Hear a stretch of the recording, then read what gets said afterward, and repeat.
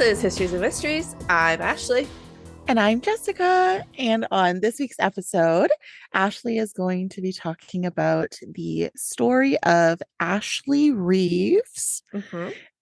And I'm going to be talking about a really horrible thing that happened called the Wonderland Murders. Oh, Have you heard of that? I don't think so.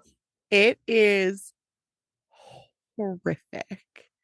Horrific. And it's awful. And the only reason I even looked at the story, like it just popped up randomly for me. And we have a theme park about half hour, 40 minutes from us called Wonderland. Oh. And so I was like, did a murder happen at the theme park? Yeah. Because I was just there in October for their Halloween haunt. And no, it happened in California. Like it happened in LA. Gotcha. But it was horrific. Before we started this recording, Jessica goes, do you want to hear what I'm doing? And I said, yes. And she goes, okay, good. I'm going to tell you when we record. I was like, okay. I got to keep you on your toes. Okay, stop yawning. Jessica, guess what we did last weekend? What? We had my little guy's second birthday party. Oh yeah, it was yesterday. That's why I was so confused. Yeah, his birthday was yesterday, and we had his birthday party this past weekend. Yes, it looked like so much fun, and your parents were there, right? Yeah, they were. It was really nice to have them here. Good. I know they're not able to visit as often. So. Yeah, because they're all the way back in Michigan, but yeah, you really are her freaking twin. My mom. Yeah. Yeah, I get that a lot. Yeah, you sent me that picture of her sleeping. Yeah. Which sounds so freaking creepy. But she was cuddling my daughter. It was very cute. It's really cute.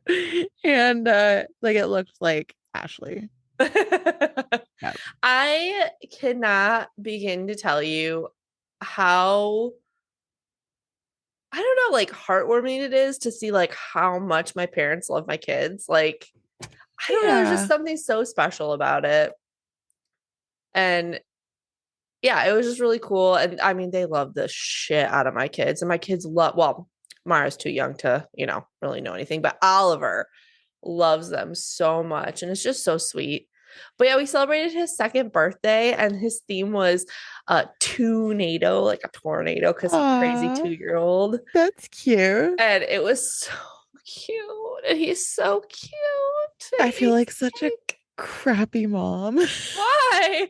We literally just like did a little party at home with her. Like we didn't even really have decorations or anything. We just hung out all day, and then she probably loved it, and that's all that matters. Kids don't remember this shit. This shit's for the parents. Let's be real. So I just feel like I never take enough pictures, Yes, like at birthday parties and stuff. Like I don't take any pictures because I'm just trying to enjoy what's going on around me and be immersive and not be on my phone, and then I regret it after.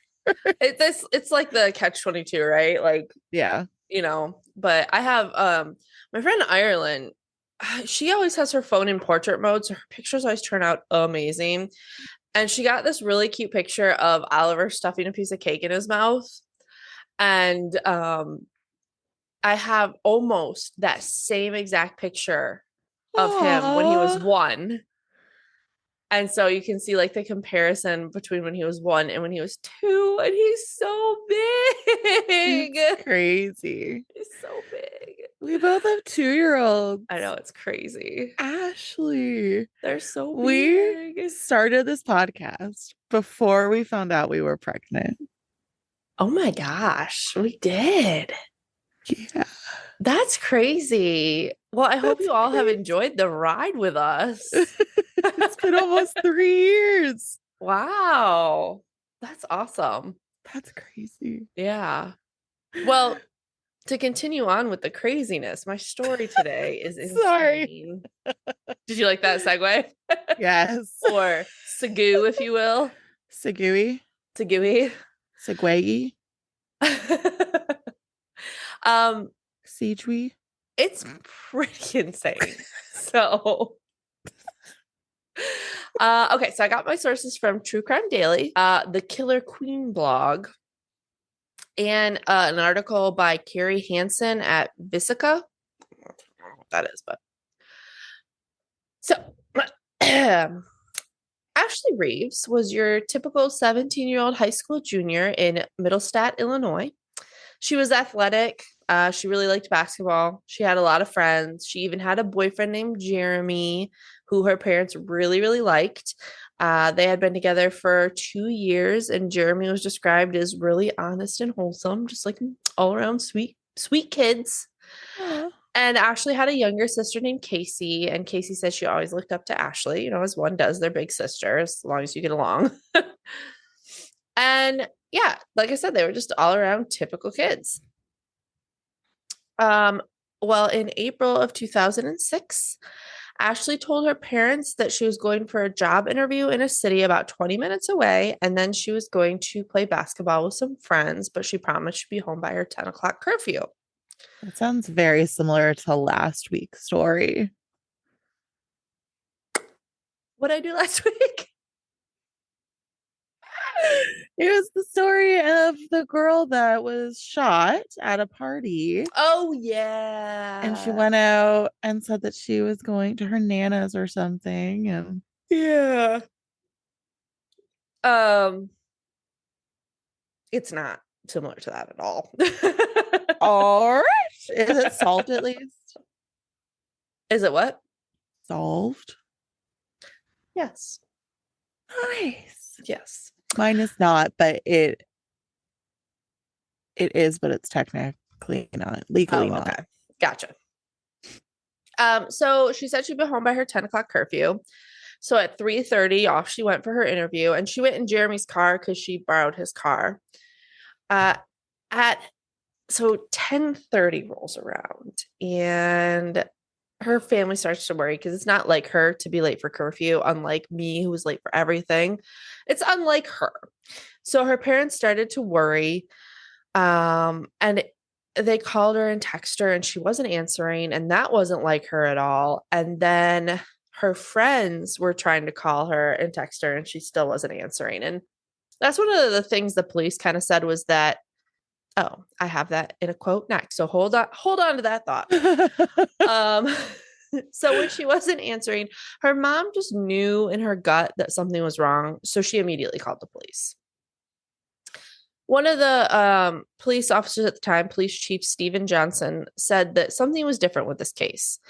He said the missing girl, Ashley Reeves, was not answering even texts from any of her friends. And the one thing we all know with young ladies is that they will maybe not answer for parents, but they will answer for their friends. Oh, 100%. Yeah, yeah.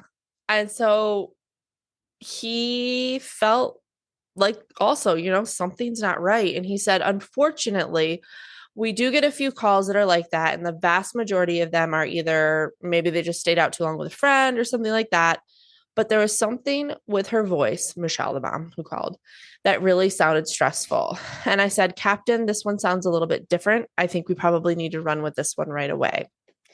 So police were really good in this one. They hopped right on it. But at this point, there weren't any leads. I mean, she was just missing. And then 6:30 a.m., 8 hours after her mom had put the call in, they found Jeremy's car abandoned in a park about 15 minutes from her home. No. In it, they found her bag that had her clothes that she was going to wear to play basketball, but there was no sign of Ashley. So first thing they do, the detectives do is interview her boyfriend because, generally it's the people closest to you when something goes wrong. He said he was out of town that night. He didn't know where Ashley was. And the detective said that he sounded genuinely concerned for her. But he did say that she was supposed to be playing basketball at this one park. But the one thing that they did think was weird was that she was going to play basketball about 15 minutes from her house, and there was a closer park. So they're like, why would she go to this park farther away unless she was meeting someone there? But who was she meeting? Well, Michelle, Ashley's mom, had an idea and she called the phone company to get Ashley's phone records because Ashley was a minor. She was 17 at the time. And Michelle owned the phone. So she was allowed to get her phone records. And she saw that she had several outgoing and incoming calls from one number. And when she called that number, 26-year-old Samson Shelton answered the phone. That's a name. That is a name. Sam happened to be a phys ed teacher and a driver's ed teacher of Ashley's. Ew. So That's gross. why was he calling a student, Jessica? For the hanky panky, I'm assuming. But before Michelle could even ask him, like, why are you calling my daughter? Because she said, do you know where Ashley is? And he said no. And then before she could even ask, like, why are you a teacher calling my daughter? He hung up the phone. Ooh, that's not suspicious at all, Right. Samson. Samson's an idiot. Samson's a dingleberry. Yes, he is. Ugh. So detectives started asking Ashley's friends if they knew why she was in contact with the teacher. And they did. Apparently, Sam had been Ashley's teacher back in 2001 when she was in 7th grade. And then they reconnected a few months ago, like a few months prior to her going missing romantically. And she would often meet up with him to play basketball. She was supposed to be meeting up with him the day she went missing. So detectives call Sam in. They said he was polite and cooperative. He said that it was all her. It was all in her head. Their relationship was completely platonic, but she was becoming obsessed with him and he had been trying to dodge her for days. But like, as a teacher, Really? you shouldn't be hanging out with your students socially. Like, find friends your own No. age. And like, don't be texting and calling her because they can see incoming Yeah. and outgoing. Yeah. It's so great. Like, I used to be a high school teacher. So, I mean, some of the kids I taught were 18. Yeah. I would never No. hang out with them Yeah. outside of school. Yeah, it's gnarly. That's disgusting. Find friends your own age. Those are babies. Like, Yeah. I've never understood that. But anyway, so police pressed him further and they were like, her friends actually said this, and this. And he finally cracked and said this quote, I will say this. We never kissed. We never kissed. Yes, we did have sex in the back of the vehicle there. And after that day, I felt absolutely terrible about it. What? What is this fucking Pretty Women? Like, or Pretty Woman? Like, you can't kiss. What? And if you don't kiss, it doesn't count. You had sex with the girl. But they didn't kiss Jessica. So it's okay. Mm. And I thought that it was all in her head. Yeah. Now he's saying that it was mutual if he had sex with her. And then he said, okay. I was with her the day she went missing. And okay, we did get in a fight because he wanted to end the relationship and she didn't. And okay, he did kick her out of the car. But like Jessica, she was totally alive when he left her. Like totally alive. Okay, no more questions. Thanks. Bye. I'm sure she was. Sam. Totally alive. What a dingleberry. He said, quote, she was screaming, kicking everything. Put her down, shut the door, ran the car. I took off. I left her. I left her there is what I did. I left her out by the Radio Range Road. I left her right out there. And hit her with your car. He said, again, quote, I did not want to drive by there because I would have drove by there. If I would have drove by there, I would have seen her. I don't know if she had got hit by a car or something and she was laying over there in a ditch. If I would have seen that, I could not stand it. I have an absolute fear. I have a very weak stomach when it comes to like gore movies. I can't even watch those. I still have in my head from that movie, Texas Chainsaw Massacre, that came out. Have you seen that movie? If I would like see her like laying on the side of the road right there, I don't know. I would have felt absolutely like horrible You didn't feel horrible just leaving her out on the side there of the alone? road. Yeah.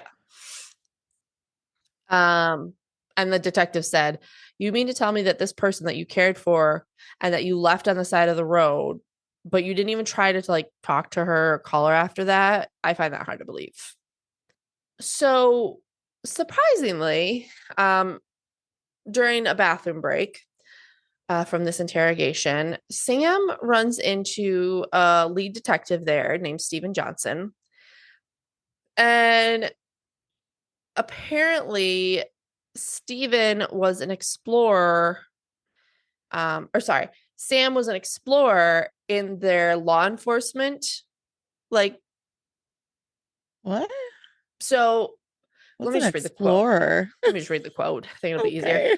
Okay. He was an explorer in our law enforcement explorer post. I was an advisor. It's part of the Boy Scouts, and they learn about law enforcement. Oh.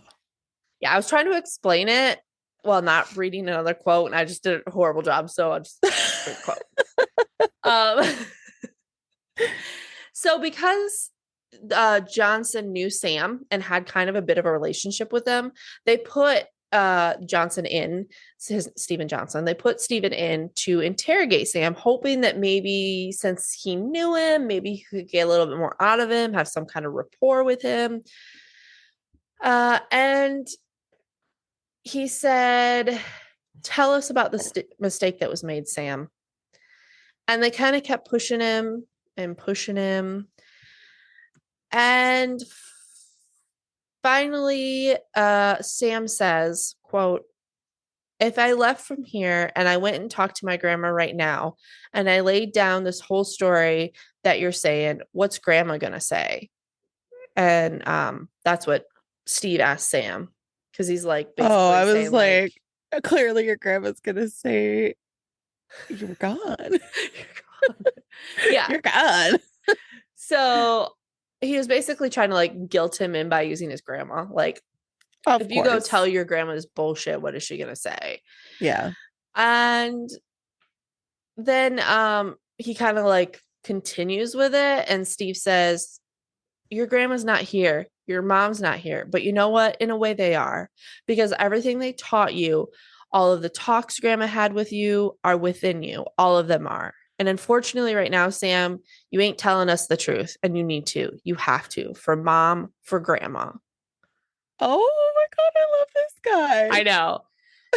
Then he leaves, right? And at this point, Sam is weeping. It says weeping. And then he leaves Sam alone in the interrogation room for like the guilt to sink in. And then he finally confessed. So he What? said that he drug Ashley to a wooded area.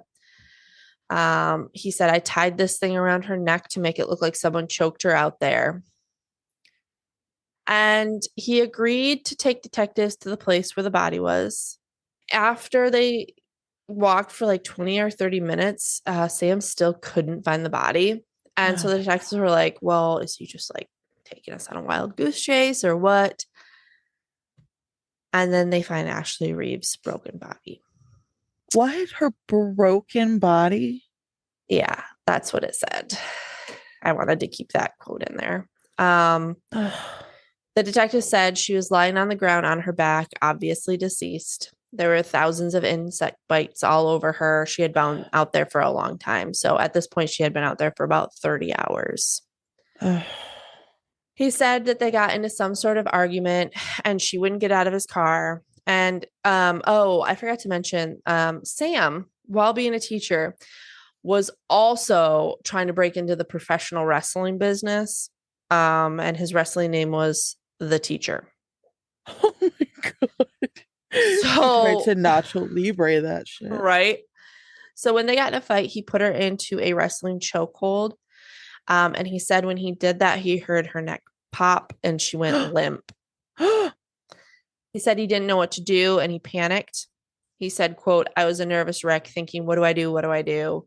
I wanted to make it look like she got strangled there in the woods." So he choked her then afterwards with his bare hands.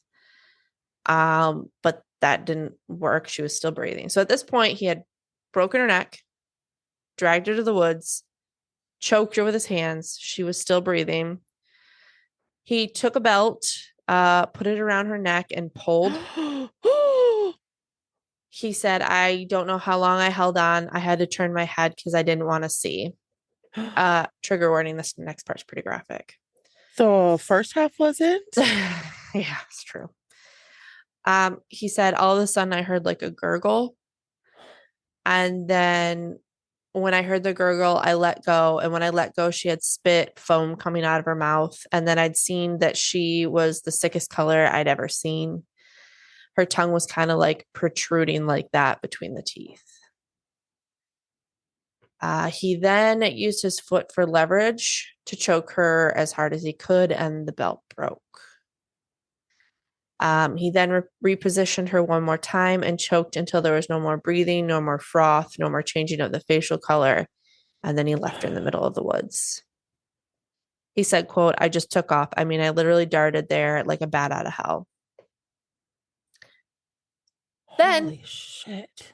Then his confession came. So he just told them all of this, right, in the confession. And he continues with, am I going to be able to get like my contact solution and take my contacts out in my toothbrush? Pick your contacts out of your fucking eyeballs and chuck them on the ground. The detective said, I don't think so. And he said, I can't take my contacts out. And then he said, quote, am I going to get like a private toilet? Because I can't pee when there's people around because of my urinary stress disorder. And he said, I don't know, Sam. I'll tell them that's what you want, but I don't know if they'll be able to do that. And he said, because I'll be miserable if I can't pee. Oh, you poor fucking baby. Yeah. Fucking dipshit. Exactly. Fucking. So oh. This was the scene that detectives came upon out in the woods. So back to her body. She was laying on her back. Her arms were up kind of like in a fetal position, and her tongue was sticking out between her teeth. But what Sam didn't realize was that this 17-year-old was a tough son of a bitch. And the police looked at her and her chest moved in and out, and she was still fucking alive. Yeah. I just got chills. The paramedics quickly went to work. No one thought she would make it out of the woods, but she did. She made it to the hospital. Oh my God. They put her in a medically induced coma to heal, and she would live. She obviously had a broken neck. She had a traumatic brain injury, and she ended up having to learn how to talk, walk, swallow, eat, drink again. But she did. Oh, I got chills. I know. So in between that time, Sam was obviously arrested, but he made bail and got to live at home for a year while he awaited trial. A few months before his trial, Sam's mom called 911. Sam had tried to die by suicide by taking a bunch of pills and drinking alcohol. And he had written on his chest, do not resuscitate. But the paramedics did resuscitate that bitch. And apparently he woke up kicking and screaming at the paramedics. When he got to the hospital, he was throwing racist slurs at the nurse, spit on her, tried to kick her in the face. And people think that he was trying to play up for an insanity plea. Oh, probably. But it didn't work. And they said he was mentally fit to stand trial. Yeah, you're a fucking coward. Yeah. Ashley's parents, though, didn't want to have her go through the trauma of a trial. So they signed off on a plea deal. And Sam got 20 years in prison. He's set to be released April 22nd of 2024. So next year. What? And he will only be 44 years old. Ugh. But so you can do it to someone else. On a happier note, again, Ashley had to relearn how to walk, talk, eat, drink, everything, but she did. She graduated high school. Aww. She doesn't remember the attack, thankfully, but she does remember her first drink of water on her own, and she said it was amazing. Aw. She said, quote, I'm a fighter and I just keep wanting to push myself harder and harder. I've grown, gotten older, and gotten a better outlook on life. She is now married. She has 2 kids. She's Aw. in school and has a job. And she's really close with the team of detectives that worked on her case. Aw. I know. And I want to end it with a quote from her. And it says, Don't give up. Don't ever give up on yourself. There's bigger, better things out there. I've gone through plenty of hardships and it's just keep fighting. Every day is a struggle, but you just got to keep on trudging. Oh, Isn't I, that amazing? I, like, as soon as you said that he broke her neck, I figured she was done. Yeah. Yeah. Holy crap. Yeah. Isn't that awesome? I think the best part of it is that she doesn't remember. Yes. Yes. She said she remembers the fight at the beginning, like that they were fighting over something, but Yeah, that's all she remembers. good. Mm-hmm. And if you're interested, there is a Lifetime movie about it, Oh, cool. and it's called I haven't watched it, so I can't tell you if it's good or not, but it's called Left for Dead, the Ashley Reeves story. Oh, Yeah. So, that's so cool. yeah.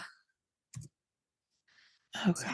that is my wonderfully uplifting story. So now, Jessica, why don't you go ahead and ruin all of that?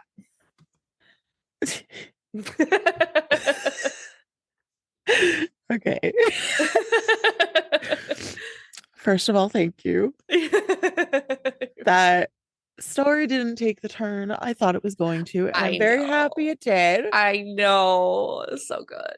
Um, and this story took me where I did not think I needed to go. So here we are. So it is the Wonderland Murders. I used all its interesting, rollingstone.com. And then I also used another website. I don't remember what it was. And I watched a video on YouTube. Oh.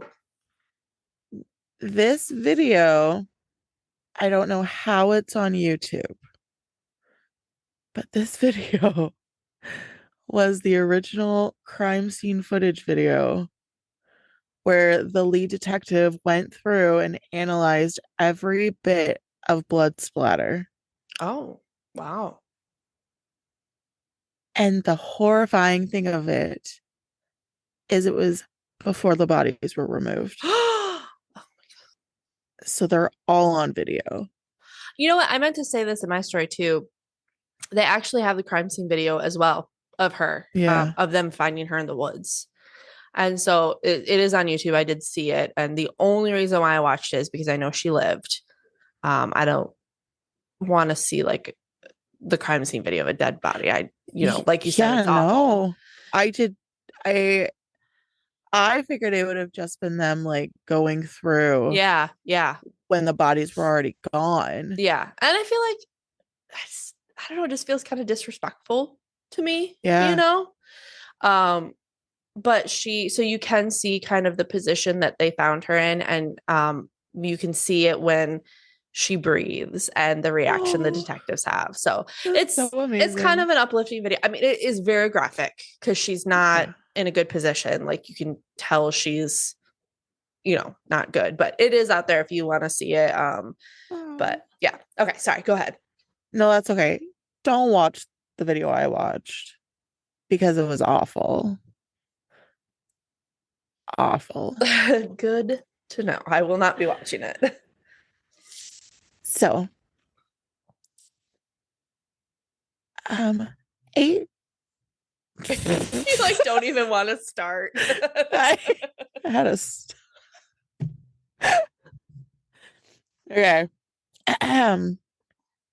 Today, a charming little split level with a carport, an iron frame balcony, and a family driving a minivan can be found at 8763 Wonderland Avenue in Laurel Canyon. Ooh, let me look that up. 8763. Yeah. Wonderland Avenue in Laurel Oh, Canyon. came right up. Yeah. Oh, that's a cute little house. Yeah. It's on Zillow. It Oh, didn't used to wow. be. It's not little, it's very expensive. Yeah. It's two Uh, bedrooms, two baths, yeah. 1,000 square feet, and the Zestimate is $867,000. That's how awful the market is. California is insane. It's those are basically the prices of houses here. That's crazy. And yeah, it's just Whew. Okay. awful. Sorry. Go ahead. Okay. There is no indication on the outside of the house that would have suggested that anything bad had happened on the inside. But on July 1st, 1981, the LAPD found a gruesome scene which they could only compare to the Tate LaBianca murders. Oh no. And to those of you that don't know what those are, they were the Marilyn Manson murders. Wait. No, Charles Manson.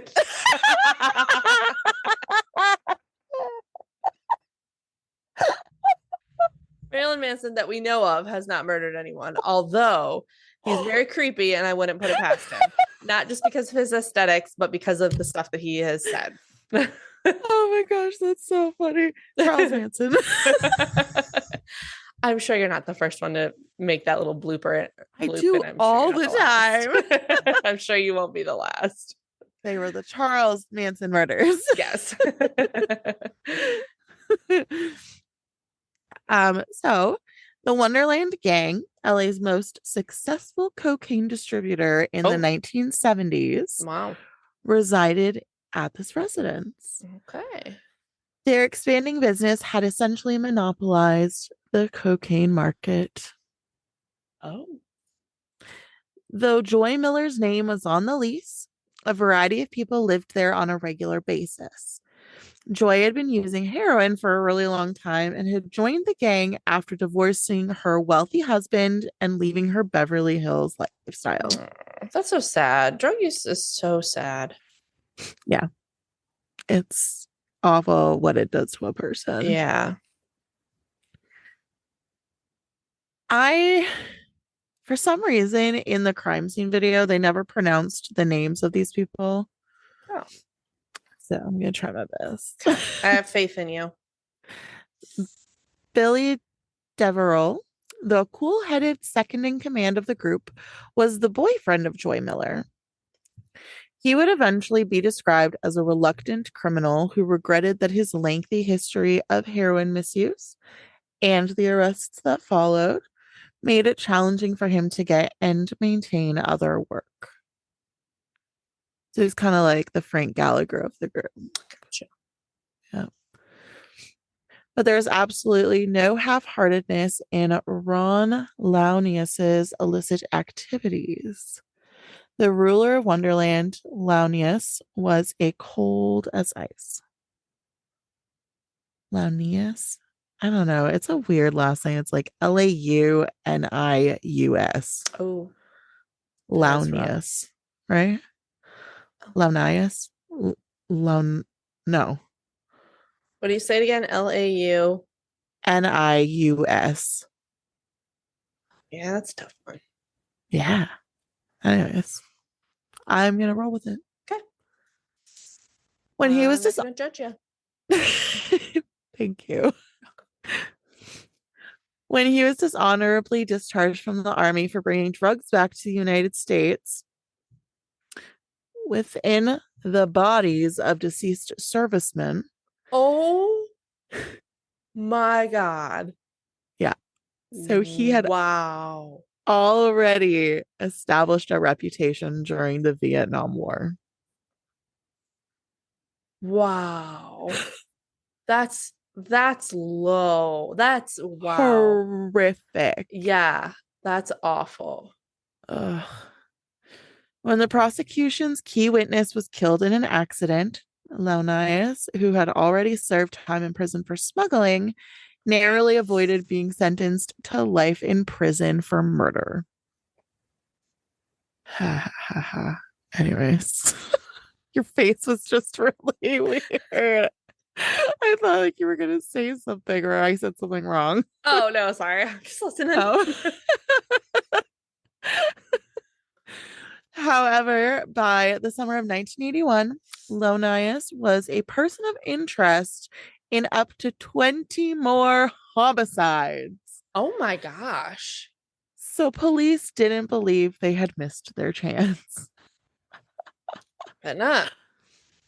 Susan Lonius, Ron's wife, also resided in the Wonderland home. Like her husband, she used drugs and she mostly avoided participating in gang operations, Hmm. which is good. Yeah. The most peculiar resident of the Wonderland home was John Holmes. Why Do do you you know say it who he like that? is? No. He was a well known porn star who Oh. frequently visited and frequently bought or mooched cocaine from the group. Booched cocaine. Yeah, no, he's this like really famous porn star. Oh. The Wonderland gang made money from other things besides cocaine. Their side job was armed robbery, Oh, what a side job. and their secret passion was heroin. Oh, okay. So nice, right? Mm-hmm. Stealing from their opponents was a source of cash and a successful strategy to keep their rivals out of the game until it backfired one horrific, deadly night. Uh-oh. 4 members of the Wonderland gang robbed the residence of infamous club owner and gang boss Oh, God. Eddie Nash on June 29th, a few days before the Wonderland killings. Uh-oh. To So, like, it handcuff, was them. it was them that, yeah, Yeah. like robbed his house and then And then he it's just, retaliated. yeah. Yeah. This is where it's the whole they have proof, but they don't legally have the proof. Gotcha. Okay. Um, to handcuff Nash and his bodyguard, Gregory Diles, Launius, and Deverell led David Lind and Tracy McCourt into the opposing leader's house while posing as police officers. Oh. As Nash was being forced to unlock the safe during the robbery, Lind unintentionally shot Diles, injuring him. Oh, no. Oh, well. Shot his bodyguard. Oh. Undetected, they fled with $1.2 million worth of illicit drugs, money, jewelry, and weapons, the latter of which came from a collection that the Wonderland gang itself had just days previously sold at Nash. Wow. What year was this? 1981. But Okay. how funny is that? You sell the guy stuff, get the money from him because you sold it to him, and then you And then steal it go back. back. Yeah. I would like you to know that adjusted for inflation, that is around 3.5 million now. Nice. That's a good flow. Nash pointed fingers at several people he knew were in his home on the day of the incident, despite the fact that police originally did not name a suspect. Mm. John Holmes was at the top of his list since he had visited the residence 3 times earlier that morning, probably to make sure that the patio entrance that the group later used to enter was unlocked. Oh, well, that's pretty sloppy work Yeah. there. Yeah. Liberace's old boyfriend, Scott Thorson, was also there at Nash's home. I know all about him. A podcast I listened to just did a whole Let's Go to Court, just did a whole episode on Liberace. Really? Yeah. Oh, that's cool. Tell me Yeah. about him. Uh he I don't remember. I listened to it like a month ago. That's so funny. But I do remember that he was like, at one instance you feel bad for him, and then he does some creepy stuff where where you don't, but then you still kind of do. I do remember that feeling. That's all I remember. Yeah, that makes sense. So Liberace's old boyfriend, Scott Thorson, was also at Nash's home. According to Thorson, Nash was so convinced that Holmes was involved that he ordered his wounded bodyguard to chase him down and torture him for the names of the Oh attackers. my gosh, poor bodyguard. Thorson also added that he had heard Nash order the killings, Oh, which is important to remember. okay.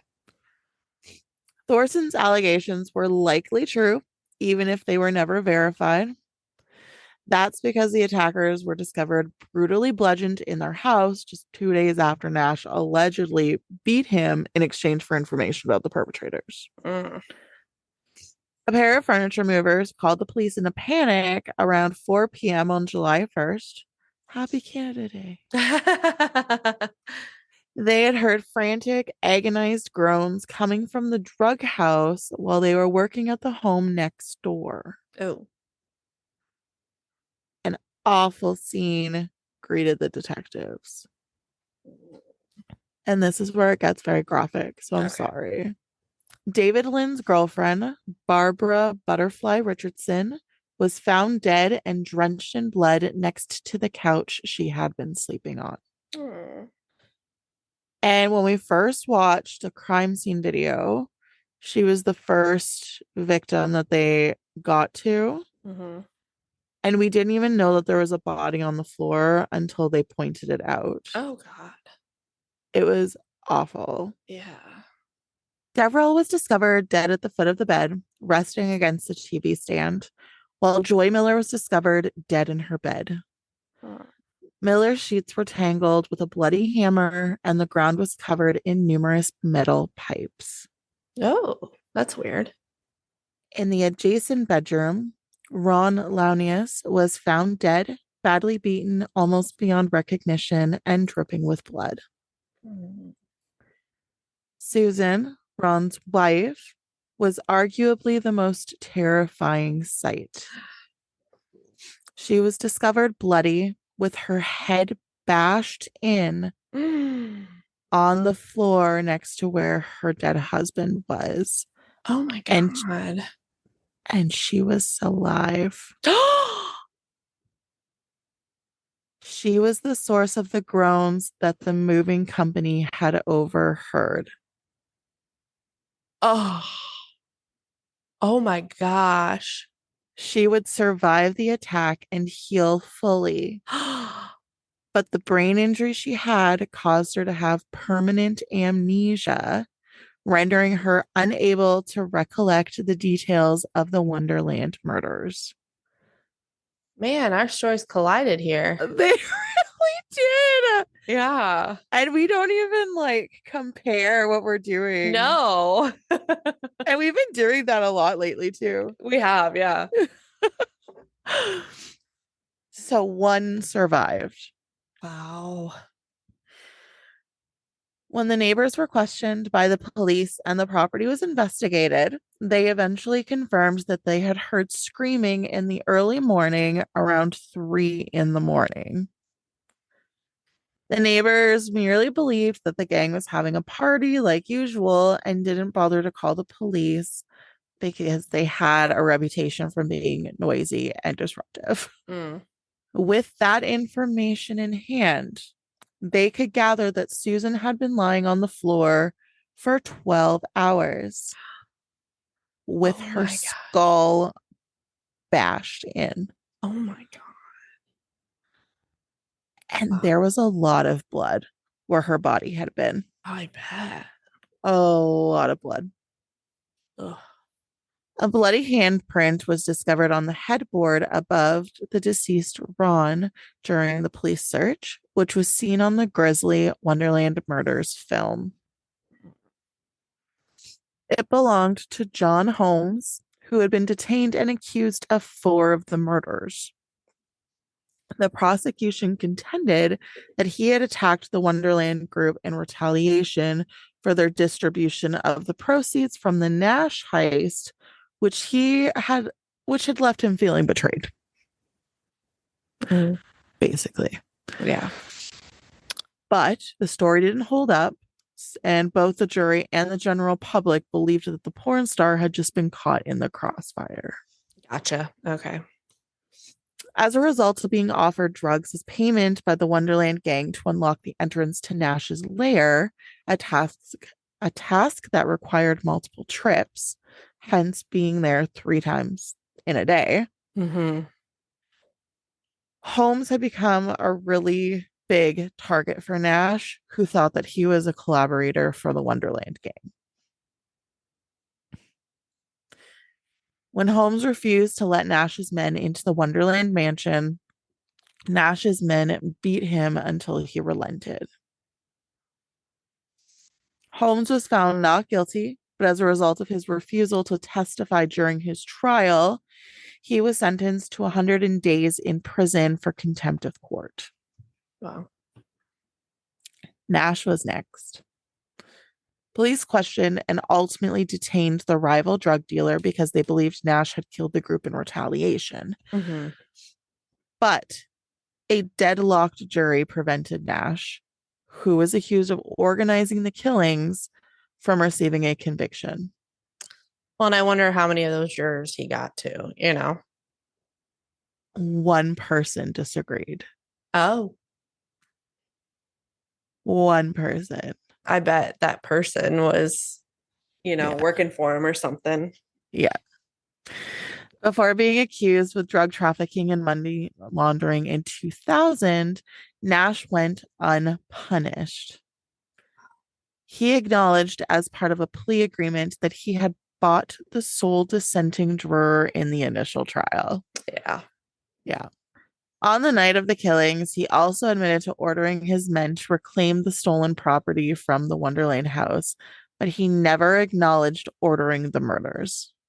Oh, But you remember earlier, Scott yeah. Thorson said that he specifically heard Nash order the killings. Yeah.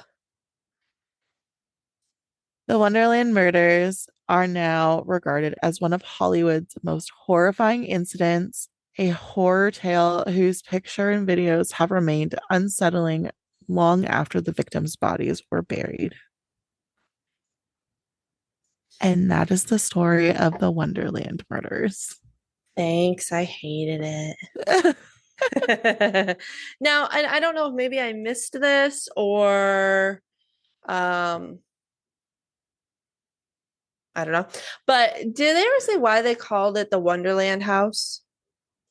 Because they live on Wonderland Avenue. Oh, yeah, you totally said. I literally typed that in to look up the house earlier. Oh my gosh. Oh, that was brutal, Ashley. You know what? Don't judge me. And if you want more of that, you can find us on Facebook, Instagram, and YouTube. And if you would like to rate and review us, you can do so on Spotify and Apple. Yay! And thanks for tuning in. We look forward to bringing you 2 new stories next week. Bye. Bye.